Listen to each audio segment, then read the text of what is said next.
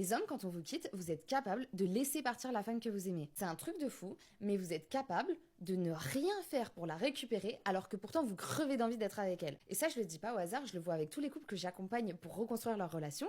C'est qu'en fait, t'as un moment donné où ça pète, il y a une discussion, il y a une dispute, la femme elle dit bah j'en peux plus, faut que ça s'arrête, je peux plus supporter ton comportement. Et lui, il la voit tellement énervée, tellement décidée qui se dit bah il y a plus rien à faire. Il cherche même pas à essayer de lui expliquer les choses ou à la récupérer parce qu'il se dit bah de toute façon c'est mort. Et il y a un gros problème, c'est que nous les femmes dans notre tête, on se dira toujours s'il me court pas après, c'est qu'il s'en fout. Si quand je lui dis que ça doit s'arrêter et qu'il me dit bah OK, c'est que lui aussi il a envie que ça s'arrête. Mais je sais ce que vous allez dire. Vous allez dire ouais mais attends, si elle dit qu'elle veut pas, bah je peux pas la forcer, ça sert à rien, je dois respecter ce qu'elle me demande. Donc oui, je suis d'accord, il faut harceler personne, mais il y a quand même beaucoup de situations où en fait il y a une rupture sur un malentendu. T'as la fille qui s'énerve et qui dit j'en peux plus de cette situation, faut que ça s'arrête, et lui il comprend, bah faut que la relation s'arrête, donc c'est terminé, il y a plus rien à faire. Alors que s'il prenait la peine de communiquer sur ce qu'il ressent, d'expliquer exactement pourquoi il fonctionne comme ça, et de dire juste simplement qu'il a pas envie que ça s'arrête, bah on pourrait sauver tellement de relations. Parce que moi je suis désolée, mais je pars du principe que quand deux personnes s'aiment, même si elles rencontrent des difficultés, si elles ont la volonté de faire des efforts, si elles ont la volonté que ça fonctionne, ça peut fonctionner.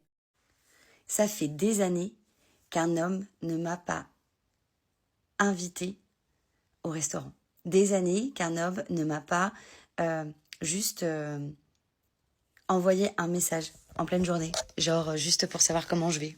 Po. Ah, c'est possible. Pas les messages qu'on reçoit à 23h.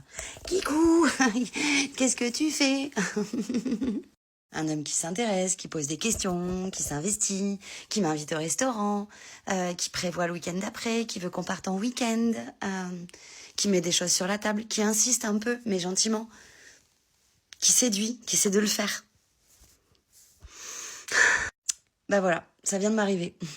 Et vous savez quoi? Eh ben, j'en veux pas. Et vraiment, je me déteste. Enfin, c'est pas que je me déteste, mais c'est que j'ai culpabilisé, mais vous pouvez pas imaginer, j'en ai fait des crises d'angoisse, alors que je suis pas du tout d'une nature anxieuse. Je sais pas, je me suis dit, en fait, c'est moi qui suis toxique. C'est moi qui suis toxique. Il est tellement mignon, il coche toutes les cases. C'est... Et puis, au bout de plusieurs jours, en fait, j'étais un peu en apnée. Je sais pas comment vous expliquer, mais ils m'ont envoyé des messages. Et comme, en plus, on va pas se mentir, en plus, comme nous, les filles, on est tellement plus habituées à ça, vraiment, parce que je parle de moi, mais je parle aussi des histoires que j'entends, parce que y a c'est un fléau. Mais j'ai vu un post, je sais plus si c'était ici ou sur Insta, qui disait, en fait, on est tellement plus habitués à recevoir vraiment de la gentillesse, de la bienveillance et de l'intérêt, vraiment, un vrai intérêt, un truc pas calculé, un truc pas... Vous voyez ce que je veux dire? On n'y croit presque pas, vraiment. Mais bon, la force est de constater que c'était vrai et que vraiment le gars il est choupinou. Maintenant, sur ce poste-là, il disait, c'est pas parce que quelqu'un pourrait potentiellement correspondre à ce qu'on recherche que c'est forcément la bonne personne. Parce qu'il y a un truc qui n'est pas calculable. En fait, c'est ce qu'on appelle le truc. Le truc. C'est l'alchimie. En fait, nous, aujourd'hui, on a tendance tellement à valoriser la normalité, en fait. La normalité, parce que la normalité, c'est quoi? La normalité, c'est tout simplement, il y a quelqu'un avec qui on a des atomes crochus. Et effectivement, on va essayer de connaître cette personne, de s'intéresser à elle, de lui faire du bien, d'être bienveillant, de lui faire des propositions comme un vrai gentleman. Ça, c'est la normalité.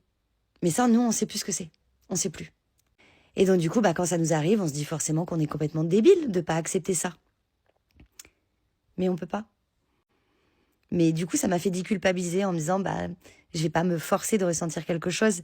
Si j'écoute mon cœur, il me dit non. Et ça a beau être une très chouette personne, un mec super, ça colle pas. Ça colle pas.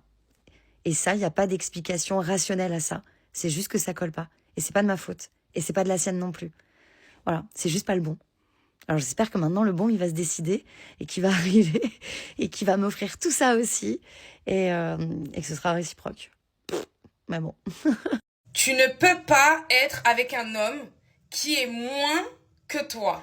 Déjà, remettons l'église au milieu du village, d'accord? Si t'as rien, on peut pas être matérialiste avec toi, d'accord? On commence par ça, d'accord? Les filles qui sont en plein développement, d'accord? Vous faites attention à votre physique.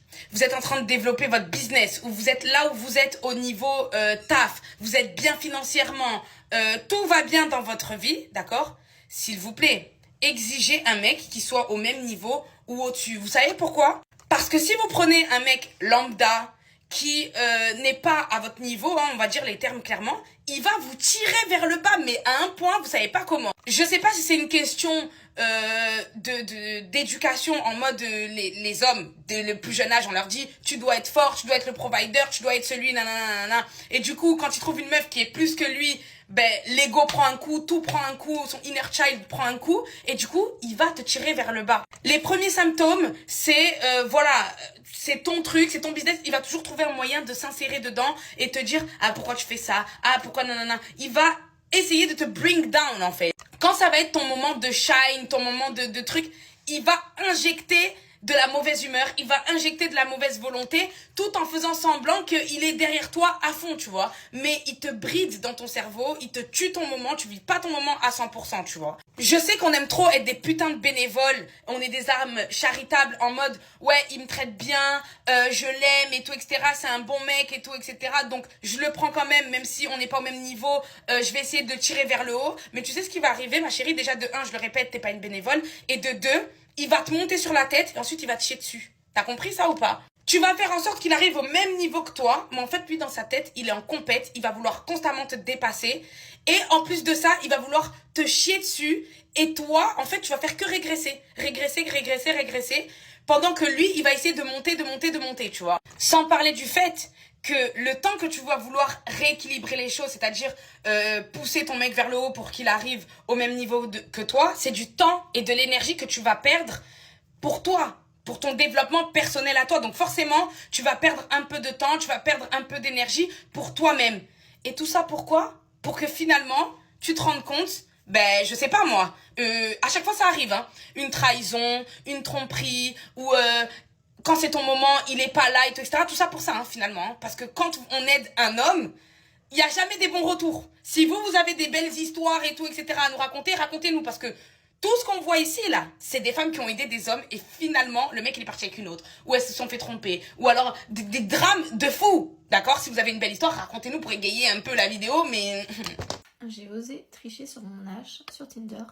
Mais c'est parce que je me dis que si vraiment j'aurais mis que j'ai 42 ans, ben les petits jeunes là qui mettent pas plus de 40, ben ils auraient loupé quelque chose. Donc j'ai...